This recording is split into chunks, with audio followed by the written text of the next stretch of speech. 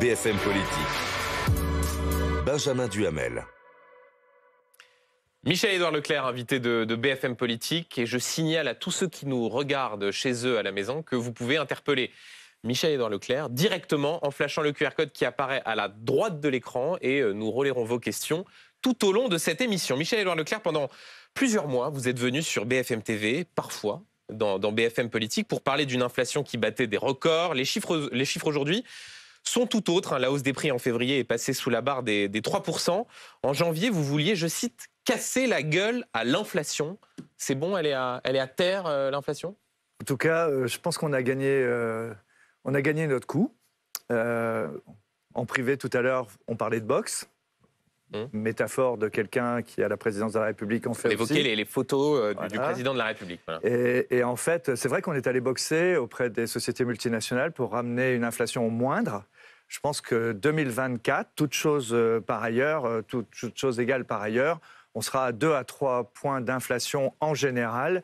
Et je pense que dans les hyper, on aura cassé ce moment hyper spéculatif qui a tapé dans le portefeuille des Français, où on a eu pendant 2 ans 21%. Donc ça, cette époque-là, elle est révolue, c'est terminé. Voilà, les commandes qui se font actuellement chez Leclerc, Carrefour, Intermarché, Lidl, on a vu des publicités Aldi, aujourd'hui, se font à des nouveaux tarifs qui vont... Il y a une petite inflation, parce que tout le monde a des coûts à refiler, des coûts d'énergie, des coûts de transport, mais c'est beaucoup plus modéré, quoi.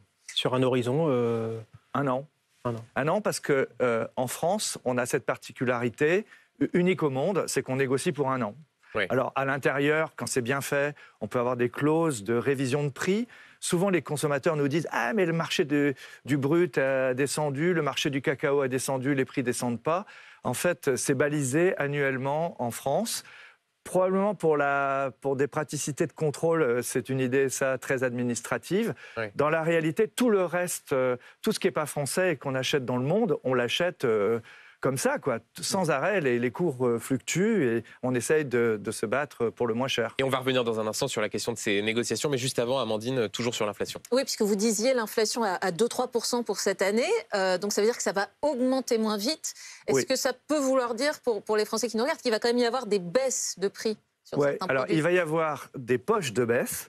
Des poches, je ne sais pas utiliser la bonne expression. Dans certains secteurs. Par exemple, dans la concurrence qu'on se livre entre Leclerc, Carrefour, Auchan, évidemment, on va aussi prendre sur nos marges. Ce n'est pas que les conditions d'achat qui font les prix. C'est aussi, on prend sur nos marges et on baisse tel ou tel secteur. Alors ça, je ne vais pas vous l'annoncer avant, parce qu'ils vont se le prendre dans le nez d'ici 15 jours ou 3 semaines. Donc je ne vais pas en faire la publicité. C'est-à-dire que vous préparez d'ores et déjà des coups pour que les prix baissent encore plus que les... Exactement. Moi n'oubliez pas, je ne suis pas propriétaire des centres Leclerc. C'est une marque collective qui est pilotée par une coopérative de commerçants indépendants. Donc, ils aiment ça, c'est leur magasin. Ils sont en local, ils font leur prix. Mais là, aujourd'hui, à partir de conditions d'achat, mais aussi en investissement, quelquefois jusqu'à collectivement 1 milliard en argent, en espèces, ils les mettent en baisse de marge. Et ça va concerner des dizaines de produits, des centaines de produits Des centaines de produits. Alors, ce qu'on peut dire quand même de manière assez sûre, parce qu'on les achète 6 mois à l'avance, c'est que tout ce qui concerne les arts de la table, ce qui concerne le textile, tout ce qui est sur le marché international, y compris les jouets de Noël de l'année prochaine, comme les Chinois vendent moins, que la croissance est plus faible en Asie et que le coût du transport pour le moment n'est pas trop prohibitif, je pense que là, il y aura de la baisse. Vous voyez, pas les jouets de licence et trucs comme ça, parce que ça, c'est des... C'est-à-dire qu'en Asie, on doit écouler les stocks et donc on vend moins cher. Ouais, mais même les coûts de transport ont baissé. Ce qui n'empêche pas certains transporteurs de racheter de l'audiovisuel fort des marges qu'ils ont réalisées l'année dernière. Ça arrive. Ça va, c'est le bon ton pour midi. Pas de problème. Faites référence au rachat par CMA-CGM, donc, qui fait du transport maritime du groupe Altis Média. Voilà, nous, Leclerc, ceux qui regardent la télévision, Carrefour, on était obligés de faire payer très cher des consommateurs qui ont généré des profits dans les conteneurs et tout ça, et qui fait que vous allez changer de patron, quoi. Oui, alors ça, je vous laisse la responsabilité de ce genre de propos. C'est une blague. Question d'Olivier Beaumont sur l'inflation. Oui, parce que vous nous donnez des garanties pour les 12 mois qui viennent, mais vous évoquez l'expression de 10 ans d'inflation structurelle. Concrètement, ça veut dire que inévitablement, les prix vont structurellement continuer d'augmenter dans les années à venir. Oui, donc très clairement, je réponds à Amandine, on ne reviendra pas au prix d'avant. Très clairement, cette année, je pense que ça va calmer le jeu et Bruno Le Maire pourra faire un petit cierge à son saint préféré, où il pourra écrire un roman sur l'histoire. C'est qui son saint préféré? C'est Michel-Édouard Leclerc? Oui, certainement. Ah oui. Ouais. Et je ne sais pas, peut-être Macron, mais je ne suis pas sûr. Non, je crois que... Et par contre, on rentre maintenant dans un cycle plus vertueux sur le plan de l'écologie, mais qui coûte plus cher à produire. La décarbonation, la relocalisation de l'approvisionnement, le fait qu'on ait perdu des marchés aussi en Russie, que les Chinois, c'est plus un marché à prendre, c'est un marché qui arrive pour les bagnoles, par exemple. Tout ça fait que ça va coûter. Les normes ont un coût, les coûts sont des prix, et donc il va y avoir une inflation plus structurelle, plus diffusée sur 10 ans, le temps d'amortir tous ces investissements. Mais donc Michel-Édouard Leclerc... Et ça, il va falloir... Pourquoi j'annonce ça? C'est parce que ça justifie aussi qu'on garde une politique de concurrence très offensive, qu'on reste...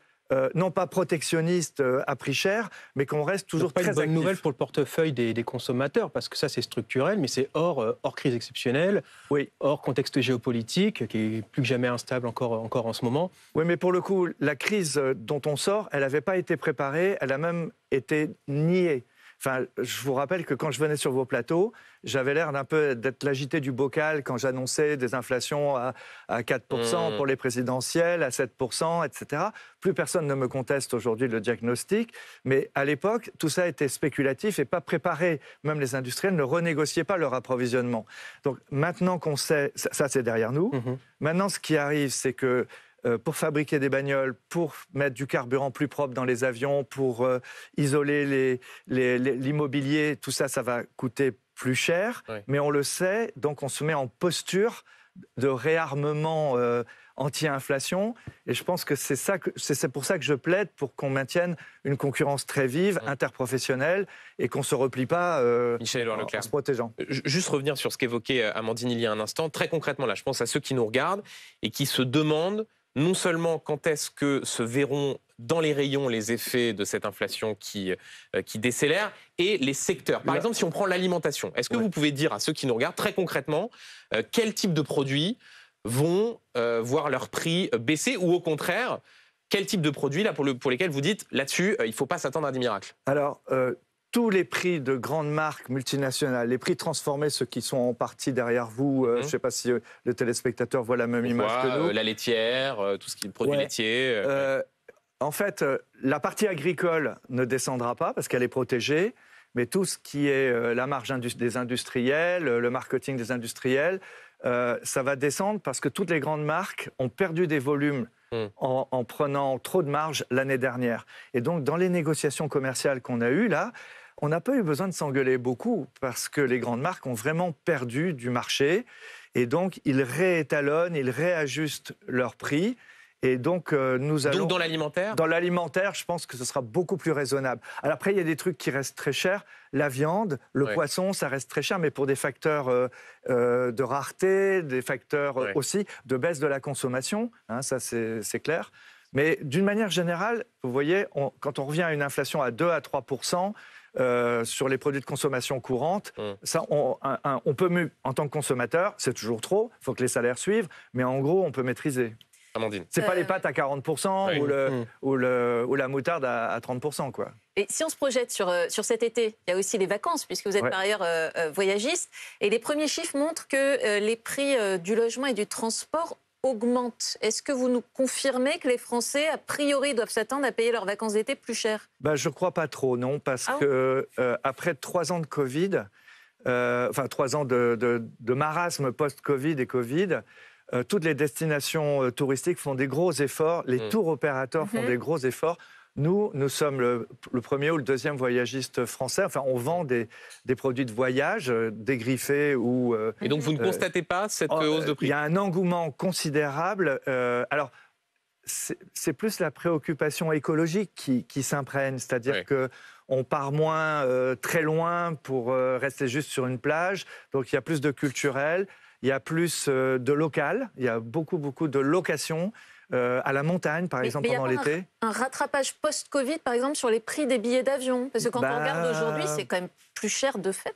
Oui, mais pour tout ce qui est voyage, il y a quand même un effet, comme tout est plein, en fait, je veux vous dire, c'est pas si cher que ça, quoi. Ouais. Non, donc, il faut remettre la machine en route, quoi. Sur la question des négociations avec les industriels, là encore, vous étiez venu sur ce plateau, c'était le 10 décembre, et vous évoquiez à ce moment-là des négociations tendues, musclées, avec un certain nombre de grands groupes industriels. Pour les citer, par exemple, Coca. Qui a gagné, alors, entre eux et vous? Je rappelle, pour ceux qui nous regardent, que ces négociations, elles sont terminées. Oui. Non, mais ils ont perdu l'année dernière beaucoup de volume. Donc, aujourd'hui, je ne peux pas dire qui a gagné, qui a perdu. Ils ont fait des efforts réels pour ne pas augmenter... Ça, c'est une façon de dire que vous avez gagné sans le... Il faut être élégant dans la vie. Voilà. Surtout non, mais je traduis, c'est pour ça. Non, en plus, on n'a aucun intérêt à se... Moi, j'avais tellement peur qu'il y ait une récession après 21% de hausse sur l'alimentaire, alors que l'économie française est tirée par la consommation et la consommation alimentaire. J'avais très peur d'une récession là, maintenant. En fait, les grandes multinationales... aujourd'hui, on réagit parce que ce qui s'est passé en France, c'est aussi passé en Allemagne, en Italie et autres. Et donc, non, je pense que on a intérêt à avoir les grandes marques. Alors c'est vrai que l'année dernière, les marques de distributeurs ont fait un carton, mais on avait un écart de 25 à 30% avec les grandes marques. Donc le bilan est, du côté des distributeurs, plutôt positif. Les distributeurs ont mieux acheté. Les distributeurs ont mieux acheté. Et en tout cas, pour mon enseigne, j'essaye de citer les autres en même temps, mais pour mon enseigne, qui avons été la seule à augmenter en volume l'année dernière, je pense que l'année 2024, avec la politique de prix qu'on va avoir, on va donner de la croissance, on va donner du débouché à notre agroalimentaire. Question d'Olivier. Oui, alors une évolution législative qui n'est pas passée inaperçue du côté des consommateurs. Elle est entrée en vigueur il y a 3 semaines, la fameuse loi d'escrozaille que vous aviez vivement combattue.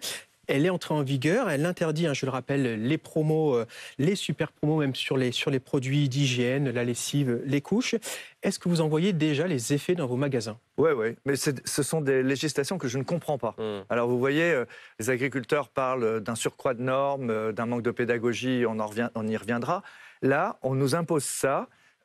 Après 3 années difficiles pour le pouvoir d'achat, avec 1 million de pauvres recensés par les Restos du Cœur, en plus, avec des difficultés dans les foyers, on vient de nous augmenter le prix du Tampax, le prix des couches. C'est des budgets énormes pour des jeunes foyers, tout ça. Et vous avez un moyen de compenser, par exemple? Il n'y a pas de logique. C'est la limitation des promotions. Alors c'est vrai que c'est les industriels qui payent ces promotions. Mais il faut savoir qu'on ne peut pas négocier leur prix et qu'on ne pouvait négocier que leurs promotions. Et maintenant, on nous limite les promotions. Est-ce que vous avez un moyen de compenser, par exemple, sur vos marques distributeurs en disant, comme on n'a plus le droit de faire ces méga promos, on essaye de baisser les prix au maximum sur les marques Leclerc Oui, c'est comme ça que le succès de nos marques comme EcoPlus ou marques Repère, mais c'est pas... Revenons au sujet. Pourquoi est-ce qu'on fait ça? Pourquoi? Ça sert les intérêts de qui? C'est pas les paysans français qui produisent des couches ou du détergent. Donc ce sont des multinationales. En général, c'est Procter, c'est Unilever, c'est des gens qui font Soupline, Always, Gillette, Pantene. Concrètement, dans vos magasins, ça s'est traduit par quel réflexe consommateur? Une chute Alors pour le moment, les gens d'abord les consommateurs ont stocké. Voilà. Tout le monde l'a remarqué. Circana, Kantar, tous les panélistes ont constaté ça. Et puis, alors pour nous, le sujet, il faut comprendre que si j'y mets de l'énergie, c'est parce que ça se passe dans nos magasins, ça se passe chez Leclerc, Intermarché, Carrefour. Nous, on n'a aucun chef de rayon, aucun caissier, aucune caissière qui est capable d'expliquer pourquoi ça. Ça n'a pas de logique. Donc, il faudrait que vous demandiez aux députés qui ont voté ça et qui ne sont pas que les députés de la majorité. Pourquoi ils votent ça? Avec d'ailleurs une situation singulière. Le ministre de l'économie, Bruno Le Maire, était favorable à ce qu'il y ait un moratoire, mais la majorité Bruno Le Maire l'a pas suivi sur dans cette histoire, était notre allié. Et en fait, il n'a pas été suivi, quoi. Donc, je répète, dans l'intérêt de qui? On parle de lobby, on parle de... Moi, ça me laisse perplexe. Il y a une autre disposition législative qu'on applique depuis 4 ans, on nous oblige à prendre 10% de marge minimum sur des produits agroalimentaires transformés. Ce n'est pas les produits agricoles. On pourrait très bien dire il ne faut pas écraser les prix, ça donne une image trop basse du prix. Non, non, non. C'est les produits de Nestlé, c'est le jus d'orange, Joker. On nous oblige à prendre 10% de marge. Alors, on nous limite sur les promos, sur les détergents, sur les produits de santé et d'hygiène, et on nous oblige à prendre des marges sur l'agroalimentaire. Cherchez l'erreur, on marche sur la tête. Comme disaient les agriculteurs, on y reviendra dans un instant. Un mot encore sur les risques inflationnistes liés à la situation géopolitique. En Ukraine, le Premier ministre Gabriel Attal a pointé le risque d'une, je cite, inflation alimentaire puissance 10 en cas de victoire de la Russie. Est-ce que vous, de la connaissance du secteur vous êtes d'accord avec lui ? Alors, d'abord, j'ai découvert hier ou avant-hier, peut-être comme vous aussi, qu'on a taxé au niveau européen les importations agricoles russes. Oui. Moi, je pensais qu'il n'y en avait plus dans le cadre des sanctions. Donc, c'était une découverte pour moi. Je n'ai pas eu le temps d'analyser ça. Mais je suis venu ici sur les plateaux. C'était face peut-être à vous, et en tout cas à Pauline de Malherbe, pour expliquer que je devais déjà remballer tout mon gasoil russe et qu'on n'avait pas le droit, au titre des sanctions, de continuer à vendre du gasoil. Il y avait 25% de gasoil français qui venait par barge depuis les raffineries russes de la Baltique. Donc, on l'a fait. Là, je découvre que en fait, on continuait, des institutions, des organismes économiques continuaient à importer des céréales russes. Mais est-ce que le gouvernement a raison de dramatiser la situation en disant si l'Ukraine s'effondre, si la Russie gagne, ce sera une catastrophe pour le consommateur ? Oui, certainement, mais c'est d'abord une catastrophe politique. Ouais. Mais je sais pas traduire... Qui concernerait plutôt quel type de produit ? Céréales, notamment ? Enfin, franchement, ce ne sera plus l'histoire du panier de la ménagère là, qu'on va analyser. S'il y a un conflit de ce type qui est généralisé, on est au bunker, là. C'est plus l'histoire du petit pois, là. Vous êtes inquiet, juste ? Ah bah oui, bien sûr. Ouais. Et je ne sais pas commenter ça comme ça. Un tout petit mot avant de faire une courte pause. On dit souvent que les magasins Leclerc, les hyper Leclerc, c'est une sorte de baromètre de la société. Oui. Sur la question de la consommation, aussi sur l'état d'esprit des consommateurs, les éventuels changements dans leurs habitudes. Qu'est-ce que vous voyez aujourd'hui ? De l'anxiété, une énorme anxiété. C'est-à-dire que les arbitrages de consommation se font très en amont de la visite en magasin, ils regardent sur Internet. Alors on a la chance, on a des drives, donc Carrefour aussi, et tout ça, donc on peut regarder sur le drive le prix qui sera en hyper. Vous vous rappelez que normalement la législation aussi sur l'environnement nous amène à supprimer les tickets de caisse. En fait, on ne les a pas supprimés parce que c'est très important psychologiquement que beaucoup de foyers gardent les tickets. Beaucoup de gens font des courses pour les autres aussi. Hein, et donc, on sent une anxiété à la fois sur le pouvoir d'achat, sur l'emploi. Et tout est anxiogène dans la société française. Et nous sommes l'observatoire de ça. Et on met beaucoup plus de temps à faire les courses. Et surtout, c'est beaucoup plus choisi, c'est sculpté. D'où le succès des marques de distributeurs aujourd'hui, par exemple, alors elles ont pris une progression énorme, ce qui n'était pas le cas il y a 3 ans. Michel-Édouard Leclerc, invité de BFM Politique. Michel-Édouard Leclerc, avant de continuer notre interview, une question d'un téléspectateur. Voilà ce que vous demande Thierry. Les Jeux Olympiques arrivent dans 6 mois. Vous attendez-vous à des chiffres records de la consommation ? Alors, sur la région parisienne, non. Cause d'embouteillage, d'organisation des JO. Ouais. Mais oui, belle image pour la France, fierté, donc baisse de l'anxiété générale. Oui, je pense que vous êtes plutôt enthousiaste à l'idée de ces Jeux Olympiques. Oui, je trouve ça très bien. On en parle avec tout le temps des problèmes de sécurité, d'organisation et tout, mais pour la France, c'est une image, c'est une carte postale extraordinaire, quoi. Il y a des choses qui sont prévues dans les magasins Leclerc ? C'est Carrefour qui est sponsor. Oui, je sais, des JO, mais bon. Mon copain Teddy Reiner, il est sponsorisé par Carrefour, ce qui fait que j'aurai jamais une histoire d'argent entre lui et moi. Un mot sur la cérémonie d'ouverture. On a beaucoup parlé de la possibilité que Aya Nakamura, la chanteuse, chante à l'occasion de cette cérémonie d'ouverture. Elle a fait l'objet d'attaques racistes. Elle a d'ailleurs, il y a une plainte qui est en cours qui a été examinée. Est-ce que pour vous, c'est une bonne idée, ça, qu'Aya Nakamura chante à la cérémonie d'ouverture ? Oui, en plus, c'est une très bonne chanteuse. Vous écoutez Aya Nakamura ? Oui. Mais bon, je vous ai parlé en privé tout à l'heure de mes petits-enfants, mais j'ai des enfants aussi. Donc, oui, à la maison, c'est... Et puis j'ai une famille très cosmopolite. Sans m'étendre, je pense qu'on fait le tour du monde. Et vous êtes choqué par le traitement qu'elle a subi? En fait, j'ai pas compris pourquoi elle est ciblée comme ça. En tout cas, maintenant, on sait que c'est elle qui va chanter, quoi. Vous y voyez un fond de racisme dans tout ça? Ouais, bien sûr. Ouais. Mais on est une société... quand on est dans l'anxiété, tous les mauvais sentiments, la barbarie aussi, la haine. Oui. Il y avait un très beau texte dans Libé. J'ai plus le nom de l'écrivaine. Elle était au prix Landerneau. Hier, il y avait un très beau texte dans Libé d'une écrivaine qui disait tout le ressenti qu'on a chacun et qui tout d'un coup explose comme ça quand la société est permissive. Ouais. Et je rappelle à tous ceux qui nous regardent que vous pouvez... Madame Lafont, que vous pouvez continuer à interpeller directement Michèle Leclerc en scannant ce QR code. Question d'Amandine sur les suites de la crise agricole. Oui, puisque la loi de programmation agricole que le gouvernement a vantée arrive vendredi en Conseil des ministres. Est-ce que vous pensez que la grande distribution a quelque chose à y gagner ou plutôt à y perdre?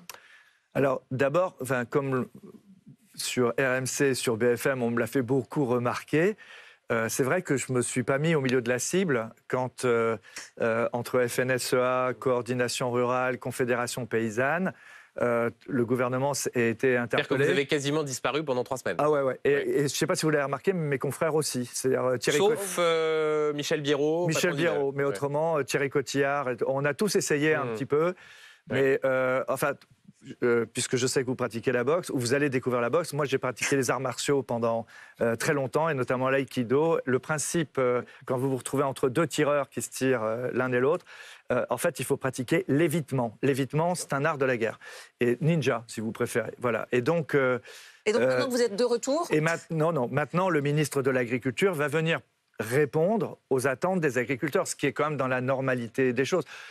C'est pas Leclerc et Carrefour qui font la discussion sur le Mercosur ou le traité CETA. C'est pas Leclerc et Carrefour qui vont déterminer le montant des retraites des agriculteurs. Les histoires du plan phytosanitaire, moi je suis un littéraire, je suis absolument pas compétent sur le plan des pesticides. C'est quand même pas les distributeurs qui doivent s'en mêler, et c'est pas non plus les distributeurs qui peuvent répondre. Quand je vous écoute là, vous avez le sentiment d'avoir été victime d'une forme d'injustice pendant cette séquence, parce que quand on voit ce qui s'est passé devant certains magasins, quand on entend les discours de représentants agricoles, même d'agriculteurs pas spécialement affiliés à des syndicats, tout ça c'est tombé du ciel? Vous n'avez aucune responsabilité dans ce qui s'est passé? Non, d'abord on nous les a envoyés. Attendez, quand vous avez un ministre de l'Intérieur qui dit que s'il n'y a que des dégâts matériels, on ne fait pas intervenir la gendarmerie. Quand vous avez les gendarmes qui sont là et qui ne relèvent pas les infractions, et que les préfets convoquent en disant est-ce que vous pouvez laisser partir 10 caddies, 15 caddies, 7 caddies,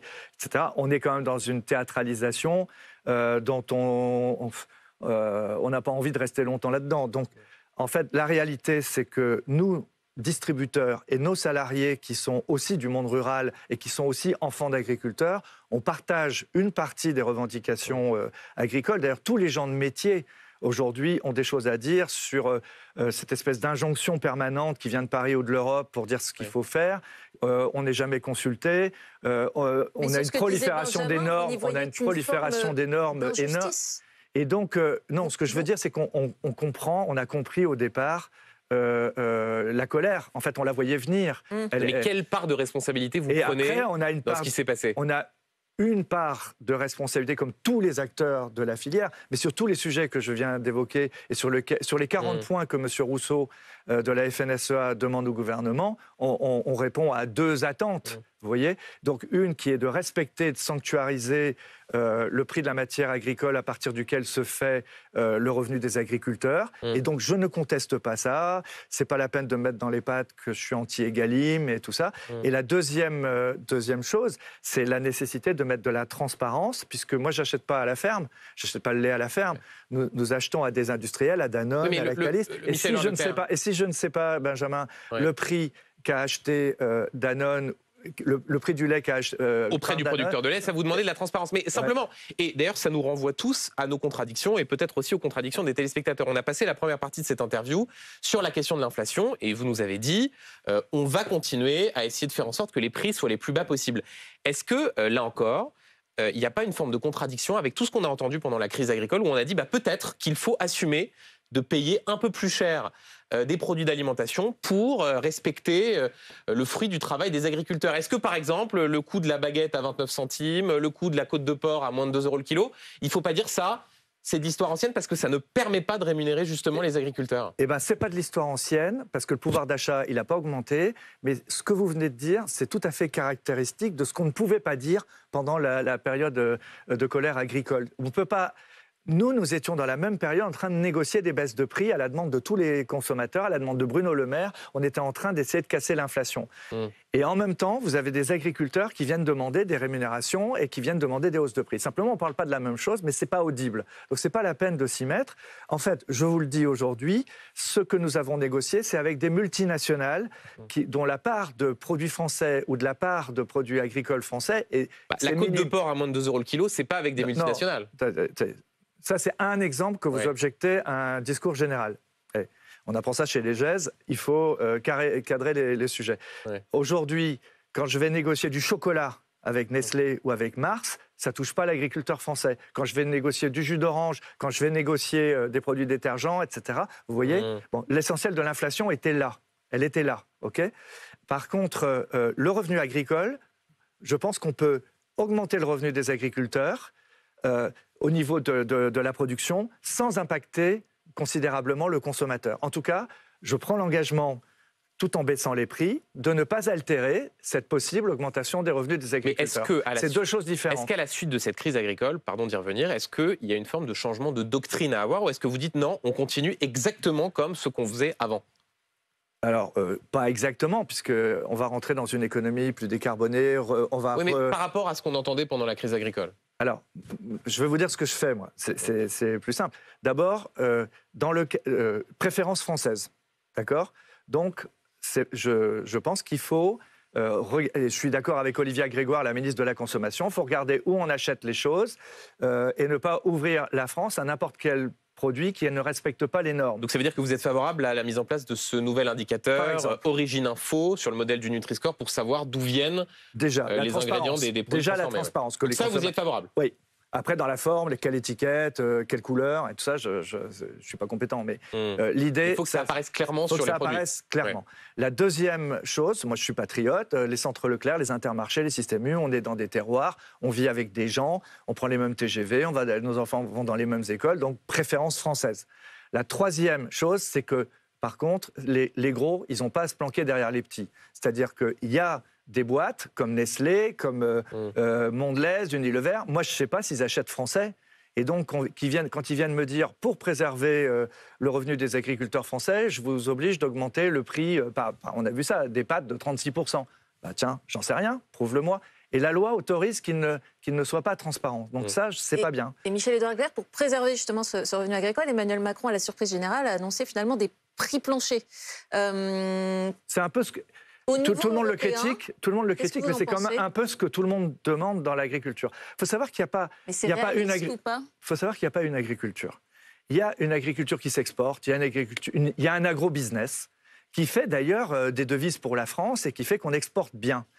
Et puis il y a une agriculture plus familiale qui fait la vie de nos terroirs, qui font nos alliances locales, qui font les produits près de chez nous. Et cela, alors autant les premiers, ils ont besoin d'être boostés, autant les deuxièmes ont besoin d'être protégés. Et donc, ma responsabilité, c'est de ne pas trop négocier les prix de l'économie locale, mais par contre... de faire en sorte que les grandes multinationales ne viennent pas taper les Français 5% plus cher qu'en Allemagne. Vous voyez, c'est ça le truc. Mais donc, ça va les aider. C'est une bonne idée, finalement, si je comprends bien. Qu'est-ce qui va les aider ? Les prix planchers, les agriculteurs. Vous ne remettez pas ça en cause ? Non. Non, mais bon, la formulation, juridiquement, elle est pas valable, quoi. C'est juste ça. Mais tout le monde a critiqué Emmanuel Macron pour avoir dit ça. Oui. Mais en fait, quand l'agriculteur dit « je veux couvrir mes coûts de production, mes coûts d'énergie et tout », c'est quand même un peu ce qu'il demande. Juste avant, une question d'Olivier Beaumont sur le CETA. Francis, un téléspectateur, vous interpelle. Pourquoi n'êtes-vous jamais présent au Salon de l'Agriculture, contrairement à l'enseigne Lidl ? Alors, d'abord, je l'ai été pendant toute ma vie. Oui. Bon, juste une petite parenthèse privée. J'ai été mari d'agricultrice pendant 20 ans, d'accord ? Donc, je ne suis pas le mec qui ne connaît pas ces sujets. Oui. Et donc, j'allais au Salon de l'Agriculture tous les vous ans. savez, Michel Leclerc, on a été au Salon, notamment avec Amandine le jour de la visite du président de la République. Quand on parle de Leclerc, ils ne réagissent pas bien, les agriculteurs. Vous allez avec les people, excusez-moi. Non, je n'étais pas avec les people. Alors, je peux vous dire, non, on était avec des agriculteurs, on discutait avec toute une série de filières, et c'est vrai que quand on prononce le mot Leclerc, il n'y a pas des bonnes réactions. Ça dépend si ce sont nos fournisseurs ou pas nos fournisseurs. Ce n'est pas nos fournisseurs qui viennent manifester chez nous. Enfin, vous voyez, de la même manière que vous avez très peu vu, alors que ce sont les industriels qui achètent à la ferme, vous avez très peu vu, à part Lactalis, des agriculteurs aller taper les industriels. Est-ce qu'il y a eu des conséquences, juste pour finir sur ce sujet, dans vos magasins? Est-ce qu'il y a eu par exemple des clients qui se sont détournés Non, mais même... Vous n'avez pas vu de conséquences sur le fait que le nom Leclerc ait été jeté en pâture? Leclerc a fait le plus fort taux de progression de chiffre d'affaires en France pendant toute cette période. Et nous sommes devenus, nous, les anciens ploucs de province et de Landerneau, on est devenus numéro 1 de la distribution française. Et alors pourquoi on ne doit pas avoir tout mauvais. Et alors pourquoi vous n'êtes pas au salon, contrairement à Lidl? C'est parce que c'est une période où il faut être partout. Donc non, non, mais c'est vrai, ça fait partie des éléments importants. Vous dites que vous avez des bonnes relations avec les producteurs. Pourquoi ne pas avoir un stand au salon comme le fait Lidl? Bon, d'abord, d'un point de vue professionnel, en général, c'est la même, pas cette année, mais en général, c'est la même année où on négocie les prix. Donc, c'est pas forcément au salon que ça se passe. Vous comprenez? Donc moi, après, moi, j'adore aller au salon. Je vais dans les foires agricoles, j'ai pas de problème, quoi. C'est pas que vous avez peur d'être mal accueilli? Mais est-ce que je suis mal accueilli quelque part? Au salon de l'agriculture, on ne sait pas puisque vous n'y êtes pas allé. Celui-là? Oui. Ouais. Non, c'est Macron qui a été mal accueilli. Rendez-vous l'an prochain. Ça, c'est sûr. Donc peut-être l'an prochain. Peut-être. Question d'Olivier Beaumont sur le CETA. Oui, c'est aussi une des conséquences de cette crise agricole. Ce sont ces traités de libre-échange qui font débat en ce moment. Jeudi dernier, le Sénat, majoritairement à droite, il faut le rappeler, a rejeté la ratification du traité CETA, un traité d'accord commercial entre l'Union européenne et le Canada. Vous dites que c'est une mauvaise manière faite aux viticulteurs, aux fromagers, ou au contraire, vous comprenez l'opposition à ce traité? Non, c'est de la politique, là. Pure politique, d'accord. Quand vous voyez LR s'allier avec les communistes contre le CETA... Ils ont voulu faire le gouvernement sur le dos d'un traité commercial. Aujourd'hui, tout le monde a les pétoches de la montée des droites en Europe. C'est vrai que cette discussion sur les traités internationaux témoigne d'un mépris démocratique entre ceux qui négocient les traités et ceux qui en sont les impactés. C'est évident. L'argument de l'exécutif, c'est de dire que les viticulteurs, les fromagers notamment, sont les grands gagnants de cet accord commercial. Oui, mais il n'y a pas une agriculture. Et donc, le problème... Alors, pour moi, je n'ai pas de réponse à votre question, mais je me pose les mêmes questions. C'est-à-dire que dans les chambres d'agriculture, si vous faites ChatGPT.4, vous allez voir, on vous dit qu'il y a 8000 collaborateurs ou salariés dans les chambres d'agriculture, dont 6000 ingénieurs et techniciens. Quand vous regardez, vous demandez qui négocie les accords internationaux à Bruxelles, il va vous répondre, il y a aussi des centaines de syndicats, de fédérations qui sont organisés et qui accompagnent les administrations pour négocier les traités internationaux. Donc moi, je ne sais pas jusqu'où il y a une réalité que ces traités ont été négociés sans tenir compte des avis des agriculteurs. J'en sais rien. Vous devriez enquêter là-dessus. Toujours est-il qu'aujourd'hui, a priori, l'accord du CETA, il est bénéfique aux agriculteurs. Oui. Donc la décision du Sénat, elle va contre les intérêts Oui, mais ils ont les pétoches politiquement parce que les forces montantes dénoncent les accords internationaux, sont protectionnistes, c'est de la politique. C'est de la politique. Et on va parler politique dans un instant. Je voudrais juste, avant cela, qu'on aborde un autre secteur où Leclerc est présent. Peut-être que certains qui nous regardent ne le savent pas, même si souvent ils vont acheter notamment leurs livres dans les centres Leclerc. Il y a des opérations prévues dans le monde de la culture, dans les semaines et dans les mois à venir, notamment une exposition au centre Georges Pompidou. Il est très bon, exception culturelle, exception agricole. La transition est toute trouvée. La transition est toute trouvée. Ouais, c'est vrai qu'on focalise beaucoup sur l'alimentaire dans les dépenses des ménages, mais aujourd'hui, par exemple, Rachida Dati est en train de reposer la question du pass culture pour les jeunes et tout ça. Et donc, nous sommes 3e libraire de France. Leclerc.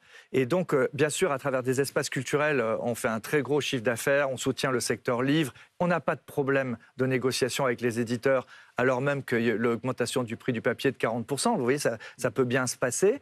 Mais surtout, on va avoir un printemps où Leclerc va investir énormément sur la culture, puisque à la fois, on va ouvrir des espaces culturels, à la fois, il va y avoir 100 lieux en France avec un festival qui va s'appeler Culturissimo, avec tous les comédiens de la comédie française, du cinéma français, mais aussi des grands auteurs qui vont venir dans les salles municipales en province. C'est la culture en province, c'est la culture partout où il faut. Et puis surtout, nous allons être, à travers notre fondation, partenaire de la plus grande... Alors ça, je prends mon pied. On va être partenaire de la plus grande exposition du monde de la bande dessinée au Centre Pompidou. Avant que le Centre Pompidou ne ferme, et avant les Jeux Olympiques, il va y avoir la plus grande exposition de bande dessinée, la BD à tous les étages, et toutes les formes de BD et tous les genres. Et ça va être un grand moment festif dont on va essayer de faire profiter évidemment tous les touristes qui viendront à Paris, mais aussi tous les provinciaux qui vont monter à Paris. Vous l'avez déjà rencontrée, Rachida Dati? C'est une bonne interlocutrice? Oui, je la connais, c'est une bonne interlocutrice, elle est vivace. C'est-à-dire dans, elle a du dans jus, la négociation, dans la discussion, ouais. C'est âpre? Non, c'est tonique, c'est méditerranéen. Ouais. Question d'Amandine Atalaya sur un sujet qui est au cœur du débat politique en ce moment. La gestion des comptes publics de la part de l'État et du gouvernement, parce qu'on dit souvent que le gouvernement devrait gérer en bon père de famille ou bien davantage comme un chef d'entreprise. Donc je voudrais votre avis sur le fait que le gouvernement aujourd'hui soit en difficulté avec un déficit public qui s'accroît et beaucoup de milliards d'économies, 20 milliards d'euros d'économies à trouver en 2025. Est-ce que vous, chef d'entreprise, vous avez des idées à suggérer au gouvernement pour qu'il y parvienne? Non, mais moi, je ne rentre pas dans la critique excessive ou dans du déficit public. Je suis assez d'accord avec Moscovici, qui est le président de la Cour des comptes. Il y a beaucoup d'économies à faire, il y a beaucoup de gabegies dans les comptes de l'État. Enfin, c'est un thème récurrent. Mais d'une manière générale, un comptable n'a pas forcément la vision de l'investissement et du développement à réaliser. Oui. Or, depuis 3-4 ans, on a vu les plans d'investissement considérables qui vont permettre à l'économie française de devenir l'équivalent d'un produit pétrolier. Si on va jusqu'au bout de notre programme nucléaire, on va avoir beaucoup de revenus à la fin en produisant notre propre électricité. Est-ce que, par exemple, Michel, en n'ayant pas à l'acheter. Et donc, vous dites que c'est pour la bonne cause, c'est de l'argent investi à bon escient. C'est-à-dire qu'il faut comparer la dette, faut comparer la dette aux actifs prévisibles et à la productivité de ces actifs. Alors, je ne sais pas au détail près, je ne suis pas dans la compte. Ça remonte trop loin, mais mes études, mon doctorat de Sciences Éco à Paris 1. Un exemple très précis, par exemple, Michel Leclerc, on entend dans la majorité de plus en plus, en tout cas quelques voix dissonantes, disant il faut assumer, ou en tout cas il faut briser le tabou de la possibilité d'augmenter les impôts. On entend parfois certains millionnaires, milliardaires, même aux États-Unis, dire allez-y, taxez-moi davantage. Est-ce que vous diriez à l'État taxez-moi plus en tant qu'individu et éventuellement Leclerc, les centres Leclerc sont prêts à contribuer davantage à l'effort national? D'abord, comme mettre de l'argent chez des gens dont je ne sais pas comment ils gèrent, c'est pas mon truc. Non, je pense que d'abord la question de la fiscalité se reposera du point de vue de la pauvreté, de la gestion des inégalités.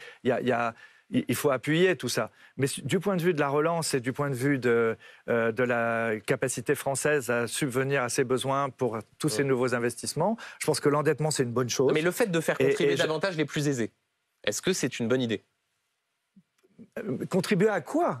Moi, je suis contre national, au redressement des finances publiques. Non, mais si vous avez besoin d'un coup de main à BFM, je veux bien regarder au titre du mécénat. Non, là c'est la question de la fiscalité sur les plus riches et sur les entreprises qui réussissent. Non, à partir du moment où la question c'est qu'on dépense trop et que c'est mal géré, d'abord on s'attaque à la bonne gestion et après, éventuellement, on fait appel à des fonds privés, parafiscaux, fiscaux. Donc mais plutôt non. Et taxer les super profits des entreprises? Non, mais c'est vous qui tournez autour de ça. La réalité, c'est pour un plan d'investissement qu'il faut définir, il y a besoin d'argent. Aujourd'hui, ce que je dis, c'est que la dette, c'est la meilleure ressource. On ne vous sent pas très enthousiaste sur la possibilité d'augmenter les impôts des plus riches ou des grandes entreprises? Non, mais j'y crois pas aux impôts des milliardaires, tout ça. Quand vous êtes dans un monde libre où chacun peut aller... Enfin, je veux dire, même en Europe... donc voilà, ça, c'est le mérite de la clarté. Vous dites, si jamais on augmente ces impôts, ils vont partir à l'étranger.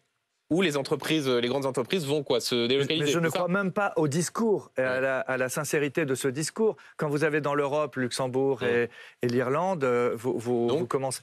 Donc, c'est plutôt opposé. Non, mais ce qui est important, c'est que ce n'est pas le sujet. Le sujet aujourd'hui, c'est de savoir... est-ce qu'on a un plan d'investissement pour l'économie décarbonée, pour l'économie de demain, l'économie vertueuse, écologique, et quelle est sa meilleure ressource? Je considère que la dette, aujourd'hui, est une bonne ressource. Une dernière question. Dans quelques mois, les Français voteront le 9 juin à l'occasion des élections européennes. Est-ce que vous voyez une liste qui, aujourd'hui, porte des idées qui vous paraissent pertinentes pour le projet européen ? Non, alors je découvre les nouveaux candidats, je ne les connaissais pas. Je les découvre un par un en écoutant BFM. J'essaye de me faire des profils. Et donc, je ne les connais pas encore et j'ai du mal encore à cerner. Mais est-ce que parfois vous mesurez, vous dites par exemple une victoire de Marine Le Pen, qu'est-ce que ça pourrait avoir un impact? Non, ça c'est des questions qu'on me pose sur les plateaux. Mais, et vous répondez jamais? Si, j'ai déjà répondu 10 fois. Ah bon, mais ça, donc la victoire de Marine Le Pen, ce serait un danger pour la France ou pas? Et les enfants, vous n'allez jamais plus loin que la page 1 de Google. J'ai répondu à tout ça. Alors allez-y, donc une victoire de Marine Le Pen, est-ce que ce serait un danger pour la politique? C'est l'heure de la répétition. On est dimanche midi, je vais vous dire. Moi, là, je sors d'une période agricole, avant une période de négociation commerciale. Je passe mon dimanche à Paris, au lieu de le passer en Bretagne, où je prépare une exposition Henri Cartier-Bresson à Landerneau pour le mois de juin. Vous ne répondez pas à la question qui vous est posée. C'est en cela que vous ne cessez de dire que vous ne voulez pas faire de politique, mais vous savez parfaitement répondre comme un politique et de ne pas répondre à la question. Est-ce que l'élection de Marine Le Pen serait un danger pour la France en 2027 ? 3 générations de Duhamel m'ont sculpté, donc j'apprends à sauter à travers les questions. Il y aura encore combien de générations de Leclerc qui ne répondront pas aux questions? On le verra. Merci beaucoup Michaël Leclerc d'avoir été l'invité de BFM Politique.